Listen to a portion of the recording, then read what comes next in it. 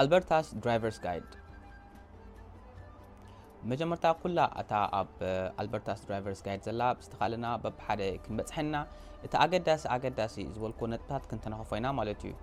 ስለዚ ኣልበርታስ ድራይቨርስ ጋይድ እዚኦም እዞም ኣብ ኤድመንተን ዘለኹም ኣብ ብሓፂሩ ኣብ ኣልበርታ ከባቢ ዘለኹም ናይ ድራይቨርስ ጋይድ ከመይልኩም ናይ ፈተና ናይ ድራይቨር ክትሓልፉ ትኽእሉ ከመይልኩም ምዝዋር ክትፈልጡ ትኽእሉ ሕግታት ናይ ዝዓዲ ማለት እዩ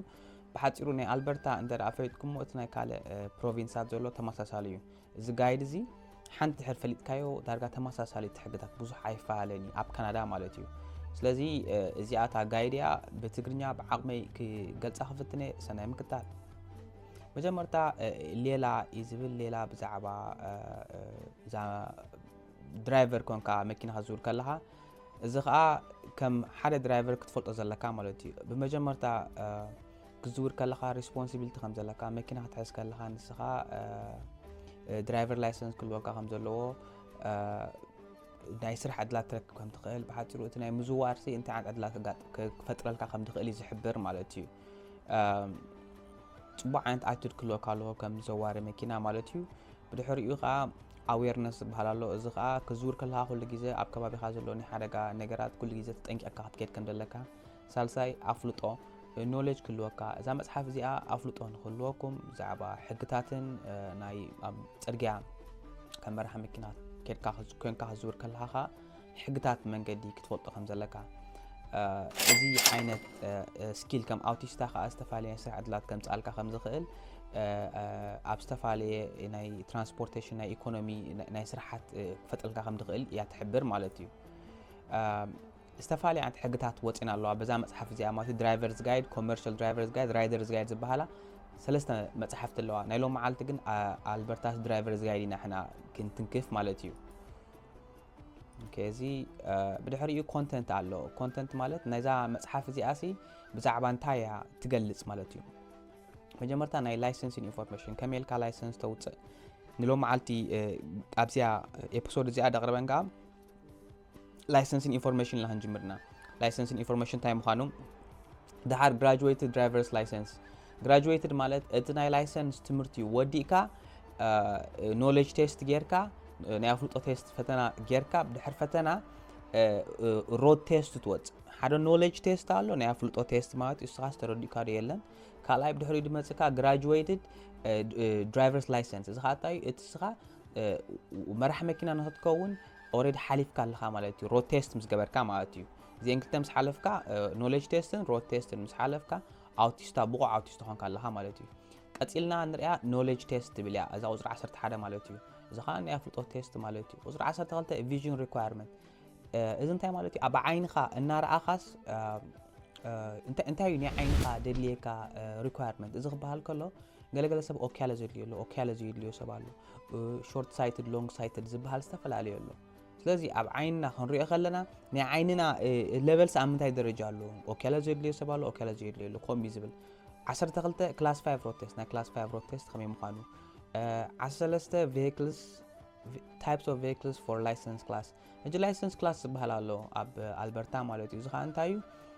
ክላስ 5 ክላስ 4 ክላስ 3 ክላስ 2 ክላስ 1 ናበላይ ድኸይድ ካብ ክላስ ንክላስ ካ ዝተፈላለየ መኻይን ክትዝውር ደረጃ ወይ ብቕዓት ኣለካ ማለት እዩ ንኣብነት መብዛሕትኡ ሰብ ንክዝውር ክላስ 5 ያተድልዮ ክላስ 5 ማለት እሙን ኣውቲስት ኮንካ ኣለካ ማለት እዩ ሽዑ ግራጁዌትድ ክላስ 5 ኣሎ ፉል ክላስ 5 ትበሃል ኣሎ ድሕሪኡ ክላስ 4 ትሕዝ ትኽእል ኢኻ ንኡበር ገለ ክዝውር ትኾንካ ክላስ 4 የድልየካ ማለት እዩ ኮመርሻል ትኾን ኣለካ ማለት እዩ ክላስ 3 ሽዑ እንድሕር ኮንካ ኤር ብሬክ ሲስተም ፌትካ ኣለካ ማለት እዩ ክላስ 2 ከምኡ ንዓብየ ይኸይድ ስኩል ባስ ትሕዝ ትኽእል ድሓር ታክሲስታ ክትኮን ክላስ 1 የድልየካ ከምኡ በጣሕ ክትዝውር ክላስ 1 የድልየካ ማለት እዩ ከምስሉ ዘለኹም ቅልጥፍ ኢለ ክኾዶ መታን ንጹር ዝኾነ ቁርብ ብዛዕባ ኣስተማሪ ዝኾነ ክትፈልጡ ስለ ዝደልየ እምበር ስቴፕ ባይ ስቴፕ ኣይኮንና ክንከዶ حراي drivers examiner driver license applying for Alberta driver license ازي نكمل كان Alberta driver license apply تقبر تقلق صراحه مش مالتيو نال Alberta license for tourists and visitors حاجه قال سب نخبات حلو زمت على ابزي سلازي نان ألبرتا لايسنس ما كاب كلا عدنا أبنت كاب أفريقيا تموت كلهم درايفر لايسنس حسكم تمتهم انت يدليكم أبز عادي نزل استور حواب خزور خم تقولوا it depends international توين خا ما يبي العلي يكون قالوا حقتات بزعوات حقتاتهم كن الزعربينا medical requirement حجي قال سب نتعنا تقام زلولو قال سب كزور دخل له قال سب كزور ديك له بس إنك نتعنا مهنيات مالتيو حجي epilepsy تلك انت يدليكا ما تحقتات الله تفلت أزلكم إذن كندوسو سوينا reclassing your license نابنت حد license حس كان يركا نابكال license كتسجروت لليها انتهي بحال replacing your Alberta driver's license نابنت driver license كا انت رات أفيوكا كمل كهاد كيرو تخل replace كتقبر تخل renewing كتحدث كمل كتخل updating your driver's license نابنت driver license كا حدش انت أول شخالو كمل كupdate تقبره registration and insurance درايفر لايسنس اب ريجستريشن دبحالالو ممزغبي مزغجا بيت عينوت مالتيو اخد كي خاطر مزغبو ولا خاب افريقيا مسكلا حاج كلاس 7 حسكا كلاس اب كامبالا تايم لايرنا مسلكم نورمال درايفر لايسنس نملو ودرايفر لايسنس نملومش نو حسكا كندا مسكلا نزي درايفر لايسنس كتغير لك كتغيرو تونكا ريجستري دبحالالو ابتا ريجستري مسكركا اوكي انا درايفر لايسنسي كغيرو دلي انتي اللي تبلو مالتي مجمرتا نوليدج تيست قبركم لو خا من يفلطو مالتي معرخ ندي بزعبا حقتات مخاين ستفلط يخا حقناي صرقاتات تفلط يخا مالتي اذا نوليدج تيست مس حالف كاشعو نعخا ايزل انت يامل حتى اوكي اكسبيرينس على كاري زوير كاتفلط يخا انت لا تفلط كونكا نايتي قدم زنبركاي هاجر درايفر لايسنس امصالنامو كاو تبغيسنا نعخا ناي ابز حالت روان كنفتنك كاينا رود تيست يبلها مالتي اجي تتومصو درايفر لايسنس حدا اوريجينال كونالو كوبي قال ما لا يفقدني اوريجينال ترا خوين كن اب انتو حدا اوشتي ورحي ملسخ مصكمي اوكي اتدهاب كان درايفر لايسنس تقبلني علينا بوع كوين رخيبنا نسخه رود تيست كتقبر كتفتن فقيدنا لكلنا يبلها مالتي اندر كلاس 7 تا رود تيست اتاك ناي نوليدج تيست يركاغن نوليدج تيست مس جبركا ناي قدم ناي افريقيا خا درايفر لايسنس ديبل كات خوينو حدا عمد كتصبق قديت عليكا مالتي قطر 22 ترافيك كنترول سيجنالز اذا خا انتاي دنا زلو حقتات ناي ترافيك مالت انتاي مخانو بيدستريان سيجنالز نزوم بصرغيا وقس غبرو حلفت منغدي ناتهم ملكتات لين ريفرسال سيجنالز اب حدا لين كون كان دحت كتملس كلخا انت عن سيجنال ليكا ملكتات انتاي مخانو ناي ترافيك حقتات سبيد ليميت ساينز سبيد ليميت هجي تاع مالتيو كاب سوسايت حلف كاب 5 حلف كاب 4 حلف زبل حقتات الله ابز غربه اوان 2020 لومي ذا فيديو سرحال له 2024 وعلت ورحمشته علت 16 بزا اوان زيا قريت قلت في ليد خيدو له بتاع منوح سو زخونه سلازي سوري تخونه قلتفنا نقبرو سزلنا 2024 ورحي حمشته علت 16 ذا فيديو سرحال له ابز ساعات زيا اخا مبزحته خبابي ناي تمرت اندحر زيكونه 4 يو تفقللكا مبزحته مالتيو انت را ساين دير اخا وي ملك دير اخا ناي سبيد ليميت 4 يورو مولو مبزحته بوتات كتريو يخون ترى ناي سكول زون الله وغن 30 يو اوكي سكول زون زبحال الله اذا ناي تمرت بوتا مالتيو permissive signs فقاد زلو prohibitive signs بزغت كي ديفك على وي ملك دي ولو بلاي جراوند زون مالت قلعه كتصاوتولو وي كتصاوتولو سب زلو ناي صوتا بوتا مالتيو parking service for persons of disabilities ገለገለ ናይ ፓርኪንግ ቦታታት ንገለገለ ንሱንኩላን ዝቡሃ ቦታታት ኣሎ ኣብዚ ፓርክ ክትገብር ኣይፍቀደካኒ unless ናይ ሱንኩል ምዃንካ መረጋገፂ ሰማያዊት ያኩሉ ግዜ ናይ አንኬል ኣለዋ ከምኡ ተዘይብልካ ኣይፍቀደካኒ TTY capabilities warning signs እዚ ምልክታት ጥራይ ምዃንዩ information and guide signs ኩሉ ግዜ ተሪኢኹም ከኣ ኣብ ዝኾነ ቦታ ትኸይድኩም ጋይድ ኣሎ ኣብ ዝኾነ ቦርድ ዝኾነ ንኣብነት ዝበዝሕ ፓርክ ኣሎ ኣብ ኣልበርታ ፓርክ ማለት ከድካ ትዘናግዓሉ ቦታ ማለት እዩ ኣብ ከምዚ ቦታታት ሳይን ኣሎ ክትከዶ ትኽእል ብሳይክል ዲ ብመኪና ክትኣትዎ ትኽእል ከይትኣትዎ ትኽእል ሕግታት ከም ዘሎ ምግላጽ ጥራይ እዩ ኮንስትራክሽን ዞንስ ዊንተር እንተ ደኣ መፅኹም ኣብ ካናዳ ብዙሕ ኮንስትራክሽን ኣይክትርእዩ ኢኹም ሳመር ግን ኮንስትራክሽን ኣብ ዝተፈላለዩ ቦታታት ኣሎ ስለዚ ናይ ኮንስትራክሽን ሳይንስ እንታይ እዩ كندي سبيد كده لك كتنقع لك كزحلها لك رو إذا دي بالحاجاتون كنت ناخفينا أوكي زين قلت لكم بس أنا حكوا إتن content مالتي انتين أنت ناخف مالتي كبابي 40 حدا نخونا أرستين زين بستخالنا كساب تأجد تاسد بالكون نتبتات تنكفولكم سنة مكتاب اوكي وثالث basic of driving اتي نعنا كنفوت ازلنا بزعبا driving مالتيو اقداسنتو intersection and turns intersection مالت كنت مطاويتات مالتيو اما كل صقا زلونا ابنت اربعه مسقلاو منجد تخوينو استفالي مسقلات له intersection አለው ወንድብል ማለት استفالي منجد زلو highway freeway ናይ highway ታይም مالتي freeway ታይም مالتي highway ኮዳ ለባዕልና ንፈልጥና ተኽኺሉ ድኸደ مالتي መንገዲ freeway ካ ነፃ መንገዲ مالتي ትግርኛ ሓደ ይብላነ emergency situation and challenging conditions ናይ emergency condition እንታይ ይባሃል እዩ ንኣብነት እንታዩ ኣብ ካናዳ winter and summer spring استفላለየ ቅንያት ናይ ወቅት ኣሎ ዝበዝሐ ግን ሓደጋ ዘጋጥም ማዓስዩ ኣብ winter ዳኣትወሉ እዋን winter ምስኣተ ወዲኩንስ winter ዳኣትወሉ እዋን እዩ ምክንያቱ እቲ ሰብ ናይ summer ኣዘዋውራ ሲስተም ለሚዱ ስለጸንሕ ቀጥታ ናብ winter ክንኣቱ ከለና እቲ ኣዘዋውሩ ልክ ከምቲ ናይ summer ኣዘዋውራ ስፒድ እንዳገበረ ይኸይድ ፍሬኖ ኖርማሊ ሕዝ ታመኪና ሽዑ ካብ ኮንትሮል ወጻእ ትኾን ሶ ደበዚ ሓደጋ ዘጋጥም ካብ ሳመር ናብ ዊንተር ዝኣቱ ስለዚ ሓድሽ ዘወርት ትኾንኩም ናይ ዊንተር ኣዘዋውራ ቅዲ ኣካይዳ ስፒድ ጥንቃቐ ናቱ ዝሓተካሎ ኣብዚ ክትጥንቀቑ ደለኩም ማለት እዩ responsibility of driving እንታይ ሓላፍነት ኣለካ ከም ዘዋር ኾንካ ማለት እዩ ካላይ ካናዳ ሓንቲ ካብተን ንግሪን ኤነርጂ ዝኸዳ ዘለዋ ሃገራት ኣብዚ ብጣዕሚ እዮም ሳይድ ገብሩ ስለዚ ኣዘዋውርሃ ከመይ ክኾን ኣሎ ኣይድል ክትገብር ንኣብነት መኪና ካራን ጌርካያ በቃ ሓን ናበለፀልካ ትገርፋ በቃ ንኣይድል ንክትገብር እሱን ካልእን ዝብላ ርእስቲ እዩ ሼሪንግ ዘ ሮድ ማለት ፅርግያ ኩሉ ግዜ ሼር ጌርካ ክትኸይድ ኣብ ገለገለ ለይናት 4 ለይን ኣሎ 4 ለይን ክብለኩም 4 ኢኻ ንቅድሚት ኢኻ ትኸይድ ዘለኻ ግን 4 እዩ ብ4 መኻይና ጎንኻ ኣለዋ ስለዚ ከመልካ ሾልደር ቸክ ትገብር ከመልካ ሲግናል ትገብር ከመልካ ትጥወ ከመልካ ተርን ትገብር እዝን ካልእን ዝብል ማለት እዩ ድራይቪንግ ዊዝን ዘ ሎ ሕግታት ናይ ኣልበርታ ሕግታት ናይ ካናዳ እናሓለኻ ክዝውር ከም ዘለካ ናይ ድራይቨር ከዓ ፊትነስ ማለት ኩሉ ዝኽዝውር ትኾንካ ፊት ኮንካ ክዝውር ኣለካ ንኣብነት ደኺምካ ከለኻ ሙሉይ ተኽሰርሕ ሓዲርካ ንኣብነት 14 ሰዓት ተሰሪሕካ ንበል ድኻም ተለካ ስቕልካ መኪና ክዝውር የብልካ እንታይ ዳ ተጸግዓ ሓንሳ ኣብታ መኪና ቁርብ ቀም ተብል ሓደ 15 20 ደቂቃ ሓንሳ እንተ ዳ እታ ድኻምካ ወጽያትልካ ብድሕሪኡ ተበራቢርካ ኣለኻ ኣይክድቅስኒኻ እዝን ካልእ ሪስፖንሲቢሊቲ ማለት እዩ ቶዊንግ ትሬለር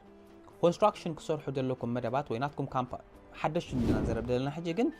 ንበል ትሬለር ክትገዙ ኾንኩም ትሬለር ማለት ተጎታቲ ማለት እዩ ናይ ተጎታቲ ናቱ ሕግታት ኣለዎ ርእሱ ድኻለ ማለት እዩ ብዛዕባ ናቱ እውን ክንዛረብ ኢና حراي قداماي chapter ودينا لنا ناب تا قداماي content مالت بزعما انتي كم نزارب قليصنا لنا ات مصحفتي شو انتي زبلنا licensing information كميلنا بزعما license كنت فوطه زلنا اقداسي حبريتا graduated driver license اذا حجي عدمن صوتان ايفلنيو ازي graduated driver license لو زلنا اسخاص مكينه خزور كندي كلت عليك وي معرخ ندي تطنقق خات زور زرئي مالتيو انت جي دي ال درايفر لايسنس كون كالها مجمرتا كتحوزو زلك انتايو كلاس 7 كلاس 7 مالت انتاي مالتيو ليرنرز درايفرز تبحيلو خاي صوع جدي بز حساب مسمسلنا زعدي اتا مصحف الله اذا نقلص ادلنا مصحف مالتيو زي مصحف زي انت ياتبلكا أمببا بزعبا أزواورا أب كندا أب إدمنتون أمين ألبرتا غير إدمنتون ولا إدمنتون سزقمته أب ألبرتا زل خسب اتحققت كم يمثل أنتي خزر ليكا كلاس 7 كونكا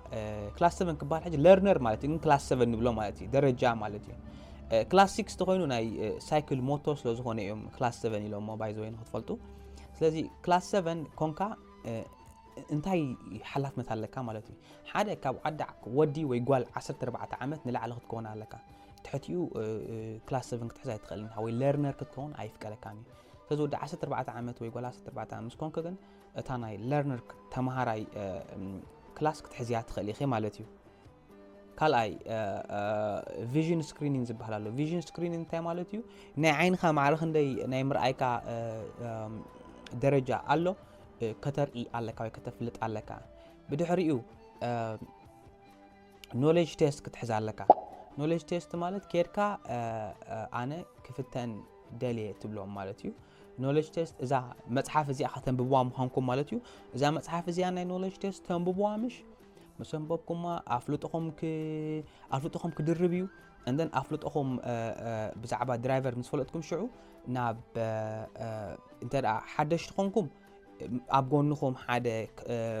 full driver license دلوا كم زخم ايديو مكينة حساب مسخم كوينو سخم تمهارو خابو جراي مات knowledge أفلت أقولكم حاجات تفلتيهم حجنا يرو تيست experience مالتي ويدما أنا تمرات ربلون تاي ناب teachers ممهرنا اللونا driving حبشاونا اللو ببزحي نابهم دوغيلكم احنا تا knowledge test غيرنا يالنا حجيجن driving test كنقبل سازلنا انتاي تمهورنا وي مساخم دو كلا ما متبلون دوبلكم واقات تسامعوا negotiability واقع خمس fixed قليلا تسامعوا and then كاو تبقيسكم ناي driving سايكم تقبروا مالتي قدايكم تحت 10 ساعة زخونكم منطر كا لا 10 تخونكم نورمالي تحت 10 تخونكم قد ولدهم فقاد نات ولدهم كدليكم ولدهم مالت ابو وياده وي غارديان ناتكم حلافنا دلو أنا ولادي إذن نخفتن فقيدولو دبل ويكللو دان شعوصهم ناي knowledge test تقبرو مالتيو بدحري قتلنا نرئيو ناي class 7 مالتي learners condition هجي class 7 ترى حسكا كالي اطرف حدا عمت انتو حدا عمت كم learner كونكا خزور لك إذن مالت بينها خزور هيفكركاني بينها خزور هيتخلنها مس حدا full class 5 زلوا full يدلكم لله جدي لا يقولكم full class 5 زلوا كونكا خزور قد تخيليها سلازي إذا أثبتوا لكم كمون كزورول دولك ساعات على كافركليتي ساعات حموشته ناينجو class 7 زحسكا مكينة خزور هيفكركاني ولا بقول خا class full يهالو class 7 ترى كونكا كافركليتي ساعات حموشته خزور أي فكركاني إذا كنتنقول لكم هنياتو بوليس كحزكا خلو 344 دولار يزغص عكا سو كنتنقول لكم مناتو كم تعذبكو ابز عادي قالكم نخد صرحوا سلازلكم كلاس 7 حسكم ليتي تزورمو موسلي خا ليتي بوس عطوا يبلو خاين بوليس حق تحايش حق نمزرا ግን ሓሰ ጠጠው ብልኻ ከሎ መን እዩ ጠጠው ዝበሃል ተልኩም እቲ ክላስ 7 ዘሎ ይድበጽ ግዜ ጠጠው ዘብሎ ምክንያቱ ሸበርበር ክብል እዩ ገለመለ ባልኻ ኣብ ዘይድልካ ጉዳይ ተኣው ስለዚ ክዝውሩ ኣይ ደፈፋኣኩም ነ ድሕሪ ፍቅለይቲ ክሳብ ሰዓት 5 ኣይትዘውሩ بدحريو كاب ود 16 عمت نلعلي مسكون كاخا نكلاس 5 كتفتن يفقدك مالتيو ود 14 عمت مسكون كلاس 7 كتحزات خليها ود 16 نلعلي مسكون كاغن كلاس 5 دختفتن يفقدك مالتيو شعو تافتنا ناي روتيست متفتن كا انت حاليفكا تاسيت جي دي ال درايفر كون كالها مالتيو جي دي ال كلاس 5 لو مالتيو قال كنفوت أزلنا أوكي حقتات ناي زعاد ماتيو أجي كم جي دي ال كون كان تعالو كل جزء حدا إذا نور حقي مالتيو أبتا مكينة خا ناي أربعة سيت بيلت نطلع وتم أمكينة خا كوف كل جزء بقوم 4 ريام كونزلو لعليو أي في كذا كاني أنت ديميريت بوينتس بحالله بزعبا ديميريت بوينتس كنزارب تخونا زخونه جيجاتات ወይ ብድላት ክትፍጽም ከለኻ እዘን ፖይንት እዚአን ትቕጽዕ ኣለኻ ማለት እዩ እዘን ነጥብታት እንተ ኣብ ውሽጢ 2 ዓመት ልዕሊ 8 ፖይንት ተቐጽዕካ ቀጥታ እቲ ላይሰንስካ ይሕደግ ወይ መቕጻዕቲ ይመጸካ ብድሕሪኡ ከዓ ከም ብሓድሽ ኣፕላይ ትብል ይግባይ ትብል ማለት እዩ I hope ሳልሳይ ከዓ ክትሰትዩ የብልኩም ሰቲኻ ምዝዋር ጠቕላላ ኣይፍቀድኒ ዚሮ ኣልኮሆል በቃ ጠቕላላ ዝፍቀደካ ኣይፍቀድኒ ሰቲኻ خزور مالتي اوكي حجي جي دي ال انت دا خوينو ان كلاس 7 سوبرفايز غبره هاي فقدني فول كلاس 5 تخوين ግን فقدي اوكي ابزي افلي لي غنفلط علنا بزعبا كلاس 5 كم زي ولكمي حجي ني حدا كلاس 5 زبحال كماي تلكمني وي نان جي دي ال وي دما فول كلاس 5 تبحال تخوينو كالي اترف كاب 18 عمت نلعلي مالتي اذا قبل خلو انت يام كل جزء ودا 16 عمت مسكونكا ناي كلاس 5 GDL كلاس 5 يوم دلوا GDL ويدما GDL درايفر مالتي ወደ 16 ዓመት ምስ ኮንካ GDL ክፍተን እዮም ልጽበይኻ ብድሕሪ እዚ 2 ዓመት ምስ ዘወርካ ግን ፉል ክላስ 5 ትበሃል ማለት እዩ ሙሉእ ክላስ 5 ኮንካ ኣለኻ ቅድሚ ሕጂ ክልተ ፈተና እዩ ነይሩ ቅድሚ ኣነ ክመጽ ከለኹ 2020 ከባቢ መጀመርታ GDL ፈተና ገይረ ድሓር ፉል ክላስ 5 ገይረ ድሓር ናይ ክላስ 4 ገይረ ኡበር ክሰርሓሉ ገሊለ ማለት እዩ ኣብ ሰዓት እዚ ግን እንተ ዳ GDL ሒስካያ 2 ዓመት ተኣኺሉ ካልኣይ ግዜ ክትፍተን ኣይክትምለስን ኢኻ እንታይ ዳ ኣብሉሃ ቀጥታ ንገዛኻ ሰዱልካ ታ ክላስ 5 إذا خان تايم جيروم زبز حساب بسنكي نايت نفوت حمام كورونا قال ملا كمون فاينانشال سستحسية نحاجز تباهلو بقى كل تعمد دجبور قال أجزاء فتينهم 240 كبابي حتى خفلنا فتن متى كه الشيء تباهلو أبقى جزاهم كم أنت أخل تعمد جيركم كم ميل تراي حطتهم ويميل جيرنا نحصل لكم نتباهلو مبزح سبب تحجزوا بتعمد تبغى ديلي نتسمع على تيو أوكي كاله اتاب كلاس 7 حسكا فتنا خد قبر لن تخلق ቋንቋታት በአምሐረኛ አሎ በአረብ ኮሞን ካለን በዘገድ ሰናዋት በትግርኛ خبل حاسبه ይገረዳ ትግርኛ ያለን በአምሐረኛን ዓረብን በእንግሊዘኛ ኻትፈተን ተላ ካልኡን ቋንቋታት አሎ ግን መብዛሕት ኤርትራዊ አምሐረኛ ዓረብ እንግሊሽን ስለደዛረብ በዘት ገብር ትኸሊሃ sometimes when ترجمة حسكات متسد خليها كل جزء يفقر يوم I think ترجمة تحت خليها 100% sure يكون كن أتامت حفان بيبيع but registry إذا أنت register حيث تمس متساقن أبتحديكم comment كتسهلكم ترى زي دقبر عز الله بس حساب سلز حتى تاني بزعبا ناي driving so أنت لاقي قالوا قرب شلل نابلكم مالتيو class 5 road test أب road test كتقرب زل كام مالتيو now بزعبا درايفنج كنزرب تخنا انا 100% دبلو ولا شيء جزء حاوكم اكوكم فتايكم عركم ماكينه مزوار يريكم ناي درايفنج تيتشرز علو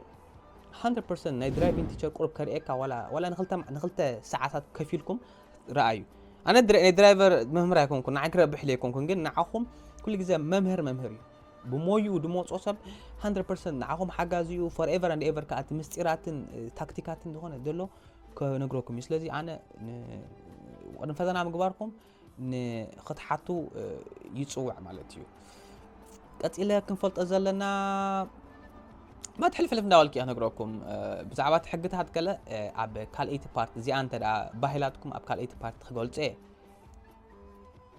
بزعبا حق نزل درايفر لايسنس كميلنا رينيو نقبرو كميلنا ابديت نقبرو اذن كال انزبل تاع مصحف تقلص مالتيو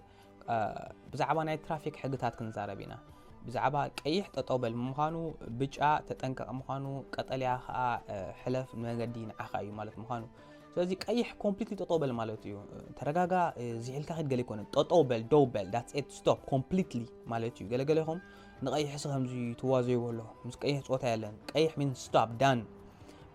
ብጫ ማለት ተጠንቀቅ ማለት ተጠንቀቅ ቀይሕ ክትከውን ያ ማለት እዩ ገለገለኹም ንብጫ ቀልጢፈ ሓልፋ ደብለኹም ናበክ ተሓልፉ ብጫ ማለት ተጠንቀቅ ማለት እዩ ተወዲ ኣላ ቀጠለኻ ሕለፍ كندي سبب هذا التيكت تركب بالطعمي تيكت نازع دخا هيفي بالطعمي انا ون تيكت خيبه فاتين سو بالطعمي هيفي تطنقو ماني خاد هسه حدش كلخ حدش خات هسه مراب زنو يحد جبر الرغاغا يدحانيت منفسك هل يبلي حدش جن بك خركب دو نزا سكيب كتسرح كتبلنا اي شيء بزي خات هسه سو قاسيلكم زورو لذي حقتها ترافيك قالصيو قال ناي سب محلفن ناي اغار محلفلو ገለገለ ናይ ፔደስትሪያን ማለት ሓላፍ መንገዲ ዝሓልፈሉ መንገዲ ሎ ገለገለ ከዓ መሕለፍ ሳይን ዘለዎሎ መንገዲ ማለት እዩ እጂ ኣብ መንገዱ ክትሪኢኹም ብጫ ውልዕ ዝብል ኣለዋ እንተ ደኣ ኣብ መንገዲ ትምህርት ለኹም ወይ ኣብ ማራ ትራፊክ መካይን ደለዎ ኮይኑ ትውልዕ ኣላ መንገዲ ንዓንድ ሕጠኩም ክትሓልፍዎም ትኽእሉ ከሪአኩም ማለት እዩ ካለ ኣብ መንገድ እንታይ ክትሪኢኹም መስለኩም ክልተ ግሪን ንታሕቲ ኣረው ደለዎ እንተራሪኹም እዚ ንዕመ በዝሕለፉ ማለት እዩ እንተ ደኣ ኤክስ ኣለኻ ኤክስ ማለት ጦጦበል በዚ ክትሓልፍ ኣይትኽእልንሃ ማለት ጦጦበል ኮነ ኣይኮነን በዚ ክትሓልፍ ኣይፍቀደካኒ ሳምታይምስ ሕጂ እንታይ እዮም ዝገብሩ ብዚ ንሓንቲ ፅርግያስ ክሳዕ ኣብ ዝኾነ መንገዲ ትበፅሕ መምፅእ ይገብሩልካ ድሓር ግን ናብታ ግሪን ስገር ይብሉኻ ማለት እዩ እዚ ሕጂ ናይ ጽርግያ ናይ ምትዕራይ ይገብሩ ሰው ዝነበሩ ማለት እዩ ላይክ ገለገለ ጽርግያ ሲ ክልተ መምጽኢ ይገብሩ ድሓር ግን ናብ ሓንቲ ስገር ይብሉኻ ማለት እዩ anyway ሓንቲ ብብዝሒ ትርእዋ ይልድ ትበሃል ኣላ ይልድ ማለት ነቲ ቅድሚኻ በቲ ብኻልእ ጽርግያ ዝመጽእ ዘሎ ናቱ ቀዳምነት ማለት እዩ ይልድ ማለት ቀዳምነት ሃብ ማለት እዩ ንስኻ ይኮንካ ቀዳምነት ዘለካ እቲ ብኻልእ ጽርግያ ዝመጽእ ዘሎ ቀዳምነት ኣለዎ ስለዚ ርኢኻ ሕለፍ ማለት እዩ ጠጦበል ማለት ኣይኮነን ግን ዘሓል ርኢኻ ሕለፍ መኪና ትመጽእላ ጠጦበል መኪና ተዘይላ ግን ኣብ ከለኻ ርኢኻ ክትኣቱ ትኽእል ኢኻ ይልድ ማለት ርኢኻ እቶ ተጠንቂቕካ እቶ ቀዳምነት ዘለዎ እቲ ሓደ ሰብ እዩ እቲ ብኻልእ ጽርግያ ዝመጽእ ዘሎ ማለት እዩ wrong way እዩ በዚ መንገዲ እዚ ከይድ ማለት እዩ do not enter ድብል ሕጊ ርኢኹም እዚ ኣብዚ ንሪኣ ዘለና ማለት እዩ እዚ ክትኣቱ ኣይፍቀደካን እዩ ማለት እዩ railway crossing ትፈልጡ ኢኹም በዚ ናይ መንገዲ ባቡር ማለት እዩ ሓዲድ ኣይፍቀድን stop ያ ዶበል ማለት እዩ stop now rotate ክትገብሩ ከለኹም stop sign ኣሎ እታ stop sign ዶበል ማለት እዩ sometimes ኣብ winter time ትገብሩ ቀስ ኢልኩም ትመጹ ማእኸለኹም ጦይ ትብሉ ጽርግያ no ብሰንካ demerit points ይቡኻ የትርፉኻ ኣብ driving test ማለት እዩ ስለዚ stop ያ ዶበል ማለት እዩ ኣብ ገለገለ መንገዲ ሓዲድ ግን እንታይ ክትሪኢኹም መስለኩም do not stop on tracks ትብላሎ ኣብዚ መንገዲ እዚ ጠጠው ኣይትበል እዚ ከምዛ ትሪእዋ ዘለኹም እዚኣ ማለት እዩ ኣብዚ ጠጠው ኣይትበል ምክንያቱ ኣብ ማእከል ገለገለ ጽርግያስ ኣብ ማእከል ሓዲድ ኣለዎ ስለዚ መካይን ጃም መልዓ ሕጂ ስቕልካ ይትኸይድ ዲኻ ርኢኹም ኩኑ ቅድሚኹም ሲ እንታይ ኣሎ ስቕልካ ኮንካ እንትኸይድ ምክንያቱ ክትረም ትኽእል ኢኻ so do not stop on rail tracks ባቡር ጠጠው ክትብላ ኣይትኽእልኒ ንስኻ ጢኻ ክትልከም ስለዚ ተጠንቀቑ ማለት እዩ one way እዩ በዛ ሓደ መንገዲ ክትከሮ ዝግባእካ ኣሎ በኣጥያታ መንገዲ ማለት እዩ one way two way traffic ትፈልጡ ኢኹም ንቕድሚት ትከይድ ትኽእል በቲ ሓደ ሰብ ይምለስ ኣሎ ማለት እዩ drive ahead keep right now ኣብ ገለገለ ጽርግያ ብየማን ክልተ ጽርግያ ሒዝካ ጸኒሕካ ድሓር ግን ንየማን ሕዝ ይብለካ እዩ ማለት እዩ ያ speed limit ማለት ግዴታ ማክሲመም ክትከሮ ዝግባእካ 100 ኪሎሜትር ፐር አወር እዩ maximum 80 maximum 50 ካብዚ ንየው ከላይ ኣይግባእካን እዩ ማለት እዩ እዚ designated lane sign ማለት ምልክታት ማለት እዩ ንየማን ተዓጸፍ ንጸጋም ተዓጸፍ ንትኺልካን ንየማን ክትዓጸፍ ከም ትኽእልን which means straight and left turn ንትኽን ንጸጋም ክትዓጸፍ ከም ትኽእልን ትኺልካ ክትከይድ ከም ትኽእልን ንጸጋም ከም ትዕጸፍ ንየማን ከም ትዕጸፍ ንጸጋም ንኽልቲዩ በዚ መጽረሎ ንጸጋም በዚ መጽረሎ ንጸጋም በዚልኻ ንጸጋም ማለት እዩ ክትጥዎ ከም ትኽእል ገለገለኻ ከም ናይ single lane round about ማለት ትኽልካ መጽኻ ንጸጋም ክትዕጸፍ ከም ትኽእል ማለት እዩ single lane round about ይብልዎ ማለት እዩ መብዛሕትኡ እዚ ሌን ዳይሬክሽኑ ኣጣዊኡ ሩዱእ እዩ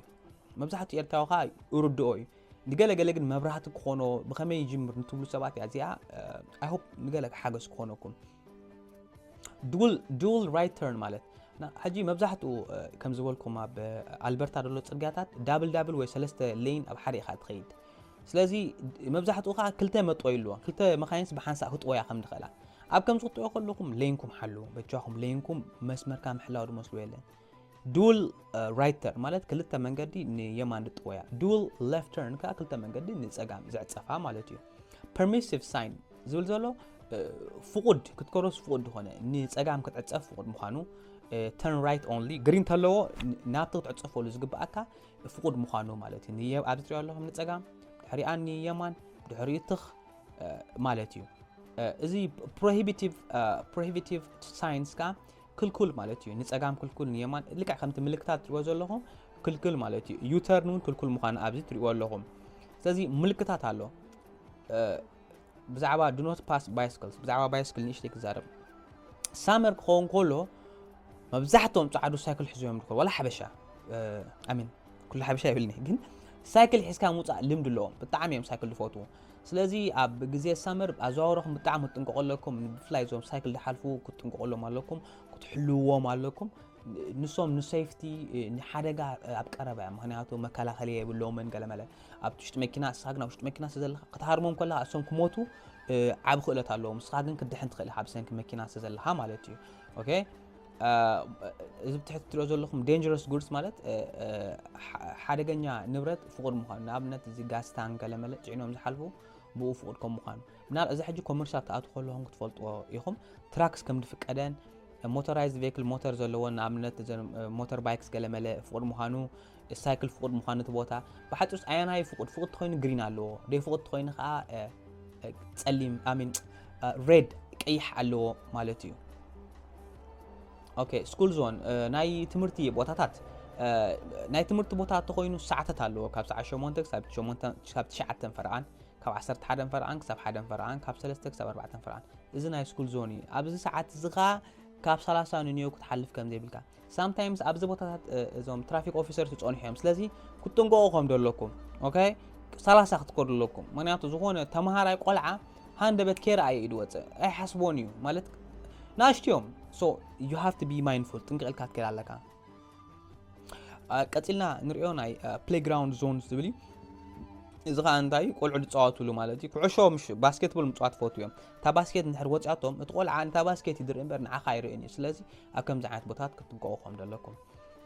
ስኩል ዞን ክውዳእ ከሎ ኤንድ ኦፍ ስኩል ዞን ዝብል ጽሑፍ ክትርእኹም ካብዚ ንኒዮ ናይ ስኩል ዞን 30 ኪሎ ሜትር ፐር ኣወር እዩ ናይ ስኩል ዞን ምስ ወዳእካ ግን 50 ኪሎ ሜትር ፐር ኣወር ምዃኑ እዚ ናይ ግሪን ተማሃሮ ኣለኹም እዚ ቦታ ናይ ተማሃሮ ምዃኑ ዝሕብር እዩ ኦኬ ናይ ዚኣ ናይ ፓርኪንግ ዲስኣብሊቲ ድበልኩኹም እንደራ ናይ ስንክልና ጸገም ዘለዎም ሰባት ኮይኖም እዚኣ ምልክት ኣላቶም ኣብዛ ዓይነት ቦታ ፓርክ ኣይትግበሩ ኣዘርዋይስ $200 ክትቅጽዑ ኢኹም ወይ ልዕልዩ ኸማን ማቱ ናይ ስንክላን ቦታ ጥራይ ስለ ዝኾነ ማለት እዩ እዚ ትራፊክ ሬጉሌሽን እዚ ብጫ ትሪኦ ዘለኹም መጠንቀቕታ ኩሉ ዘ ብጫ ማለት መጠንቀቕታ ማለት እዩ እቲ ኣብ ማእከል ዘሎ ጽሑፍ ከዓ ቅድሚ ድሕሪኡስ እንታይ ይመጸኩም ኣሎ ንኣብነት ብጫ ስኩዌር ዘላብዚ ቀይሕ ኣብ ማእከላ ድሕሪ ቁርብሲ ጠጠው ክትብል ከም ዘለካ ትሕብር እያ ጎና ዘለኻ ብጫ ኣብ ማእከላ ቀያሕ ይልድ ቅድሚት ኣብ ቀረባ ሓደ 50 ሜትሮ ከከድካ ይልድ ኣሎ ተጠንቀቕ እዚ ሕጂ እንታይ ሃይዌይ ተኮይኑ ገለመለ ኣብዚ ፍግራ ወይ ምሻሎ ገለገለ ቦታታት ኣብ ቆም ይጸንሐካ ኣይትዴት ጽበየ ቦታ ማለት ተጠንቀቕ ማለቶም እዩ ብጫ ገይሮም እዛ ትራፊክ ላይት ገይሮማ ዘለዉ ኣብ ቀረባ እዋን ትራፊክ ላይት ኣሎ ስለዚ ነዊሕ ከከድካ ተጠንቀቕ ማለት እዩ ናይ ስኩል ባስ ኣሎ ብሓጭሩ እቲ ውሽጢ ዘሎስ ከምዚ ኣሎ ኣብ ቀረባ እዮም ዝብሉ ዘለዉ ጎኑ ትሪኦ ዘለኹም እዚኣ ከዓ ሻርፕ ተርን ማለት ልክዕ ትኽልካ ክትጽንሕካስ ሃንደበት ንየማን ድዕጸፍ ሻርፕ ኣሎ ማለት በሊሕ ዝኾነ ተርን ማለት እዩ ዕድል ደይ በካ ስለዚ ቀስ በል ተረጋጋእ ማለት እዩ ከርቭ ራይት ንየማን ድዕጸፍ ማለት እዩ ዚግዛግ ኣሎ ገለመለ ንየማን ንጸጋምን ደጥዊ ሌፍት ንጸጋም ተጠዊኻስ ድሓር ንየማን ተኣትዎ ማለት እዩ ብሓፂሩ ብጫ ተጠንቀቕ እዚስ እመጸካ ኣሎ ንምባል እዩ ኣብ ዝኾነ ከርቭ ማለት ድዕጸፍ ጽርግያ 85 ኪሎ ሜትር ተኸድካ ተመራጺ ይብለካ ግን ሕግድን ማለት ኣይኮነን ጻዕዳ ተኮይኑ ግድን ማለት እዩ ብጫ ተኮይኑ ግን ሪኮሜንዴሽን እዩ ማለት ናቶም ምኽሪ እዩ ማለት እዩ እንተኾነ ግን ዊንተር ናይ ካናዳ ብጣዕሚ ሓደገኛ ስለ ዝኾነ ነቲ ዌዘር ኮንዲሽን መሲልኩም ኪሩ እዚ ክሮሲና ሄድ ማለት እዩ ፔዴስትሪያን ኣሎ ሓደ ሰብ ሰግር እንስሳታት ከም ደለዉ ቲ ኢንተርሴክሽን ከም ደሎ ቲ ኢንተርሴክሽን ማለት ሓደ ጽርግያስ ንኽልተ ጨንፈር ከም ዝፈጠር ኣብዚ ከዓ ኸምኡ ቲ ኢንተርሴክሽን እዚ ትራክስ ኒ ካብ የማን ይኣትዋ ከም ደለዋ ንጸጋም ናይ ሬልዌይ ክሮሲንግ ሳይክል እንስሳታት ከም ደለዉ ባይ ዘ ወይ እዚ መብዛሕትኡ ሃይዌያት እዞም ሙስ ይሓልፉ እዮም እዞም ሙስ ክሓልፉ ከለዉ ከዓ ብጉያ ስለ ዝሓልፉ ክትጥንቀቑ ኣለኩም ሓንሳእ ተረኺቦም ከዓ መኪና ከዓ ድዓዋይ ትብል anyway እዚ ካልእ ናይ ኢንተርሴክሽን እዩ ሕቡእ ኢንተርሴክሽን ከም ደሎ ዝሕብር መርጂን ትራፊክ ከም ደሎ እዚ እውን ጽርግያ እናጸበበ ከም ድኸይድ ናሮ ሮድስ ኣሄድ እዚ ናይ ጽርግያ እናጸበበ ከም ድኸይድ ዝሕብር እዩ ማለት እዩ እዚኣ ሳይን ምልክት ትሪኡ ኣለኹም ዛ ስሊፐሪ ወን ዌት ትብል ዘላ ብጣዕሚ ኣገዳሲት እያ ምክንያቱ ኣብ ሃይዌያት ብጣዕሚ ስሊፐሪ ድኾን ሸተተት ድብል ስለዚ ኣብ ሃይዌያት ቀሲልካ ክትከድ ከም ደለካ እንተ ደኣ እቲ ዌዘር ኮንዲሽን ሕማቕ ኣሎ ማለት እዩ ኩሉ ዘቐስ ትብል ማለት ኣይኮነን ሼር ሮድ ማለት ከዓ እቲ ጽርግያሲ ተመቒሉ ከም ደሎ ኣውቶስታን ድራይቨርን ከምኡ ሳይክል ሓልፎም ምዃኑ ሂል and bumps ከም ደለዎ ሂል ብዓይንኻ ሪኻስ ሩዱ እዩ ዝታት ብዙሕ ምግላጽ ኣየድልዮን እዩ ኦኬ ኢንፎርሜሽን and ጋይድላይንስ እዚ ከዓ ናይ ሓበሬታ ማለት እዩ ኣጂ ሌትስ ሴይ ካብ ካልጋሪ ንኤድመንተን ትመጽእ ኣለኻ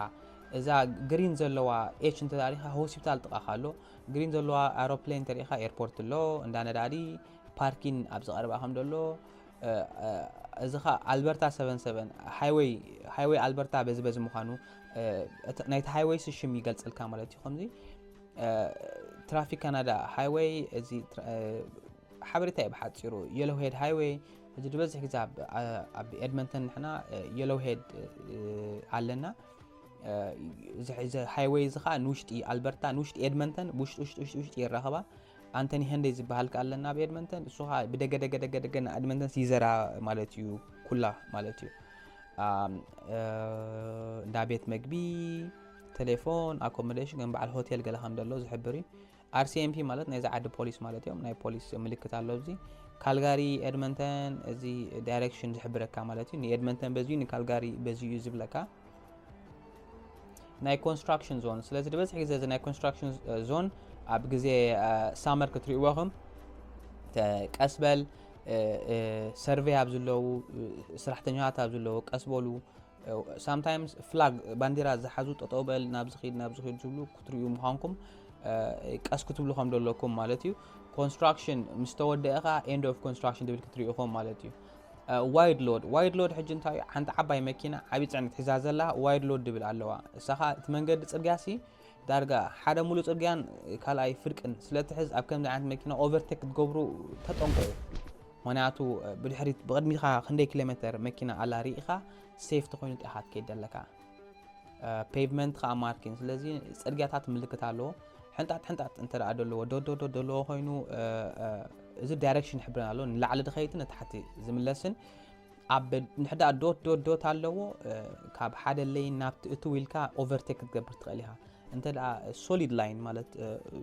ዘይተሰባበረ ምልክት ኮይኑ ግን ክትሰገር ከም ደይ ትኽእል ዝሕብረካ እዚ ናይ ዳይሬክሽን መኸዲ ዘርእየና ዘሎ ንቅድሚትን እዚ ኻ እንተዳ እቲ ላይን ሶሊድ ኮይኑ እዛ ማእከል ደላት ያ ዘለና እዛ ማውስ ደላ ጽሑፍ መስክ ያላሪ ያለን ከረጋግጥ ያ ሶሊድ እንተዳ ኮይኑ ብዚ እዛ ሌንካ ከይወጻኻ ባእኽት ከይድ ከም ደለካ ዝሕብር እዩ እዛ ኣብዚ ንሪኣ ዘለና ዋን ዌይ ሌፍት ተርን ትብል ዘለኻ እንታያ ኣብዛ ሌን እዚ ኣብ ሰዓትኻ ኣብ ማእከል ጽርግያ ኮንካ ንየማን ንጸጋም ክትዕጸፍ ከም ትኽእል እያ ትሕብረካ ኣብዚኣ ማለት እዛ ንጸጋም ትደላ እዛ ኣብዚኣ ንየማን ደላኻ በዚ ብዛ ማውስናት ዘላ መጽኡ ሓደ ሰብ ናብ ዝሰይሩ ናብ ዝኣትዩ ክጥወ ከም ድኽእል እያ ትሕብር ኣብ ኤድመንተን ንሕና ብየማኒና ንዝውር ባይዘወይ የማን ሳይድ ኣብ ኡጋንዳ ብጸጋሚና ንዝውር ነርና ኣብዚ ግን የማን እዩ ንኽትፈልጡ ኦኬ እዚ ዳይመንድ እንተዳሪኹም ወርቃ እዚ ሉል ዝመስል ምልክት እዚ ኻ ንፉልያት መኻይን ዝተዋሃበ ቦታ እዩ ኣብዚ ኣይፍቀደካኒ ፓርክ ክትገበር ዳስዋይ ምልክታት ሰዓት ተዋሂቦ ዘሎ ሼርድ ሌን ማለት ብኽልተ ዝጥቀምሉ ማለት ንኣብነት መኪና ትኸድን በዓል ሳይክል ዝኸድን ማለት እዩ ድበዝሕ ግዜ ሳይክል ኣብ ሳመር ኢኹም ክትሪኡ ስለዚ ኣብ ሳመር እዩ ዝኸገድሰኩም እዚ ጉዳይ እዚ ካልእ እቲ ናይ ሕግታት ኢዚ እዩ ብሓፂሩ እዛ ደረኣኹም ክሳዕ ቤዚክ ኦፍ ድራይቪንግ ትብልያ እዛ ናይ ድራይቪንግ ሕግታት ሲት ቤልት ክትገብር ከም ዘለካ እዝን ካልእን ትብል እያ ትቕፅል ብዝኾነ ብዝተኻለኒ ክሕፅራ ፈቲነ ኣለኹ ናይ ሎም መዓልቲ ብዛዕባ ድራይቪንግ ትብል ኣርእስቲ ኣብዚኣ ክንውድእ ኢና ዝኾነ ዝጎደለ ወይ ዘይተረዳእኩም ነገር ተሎ ኣብ ቀጻሊ ወይ ኣብ ፓርት 2 እንታይ ክምላልኩም ክትጽሕፍሉ ትኽእሉ ኢኹም ግን ኣስፋ ሓቢለ ክሰርሕ ንሕጂ ግን ኣይሆፕ እዚኣ ትሕግዘኩም ትኾን እዚ ወድሓንኩም ሰሰናዩ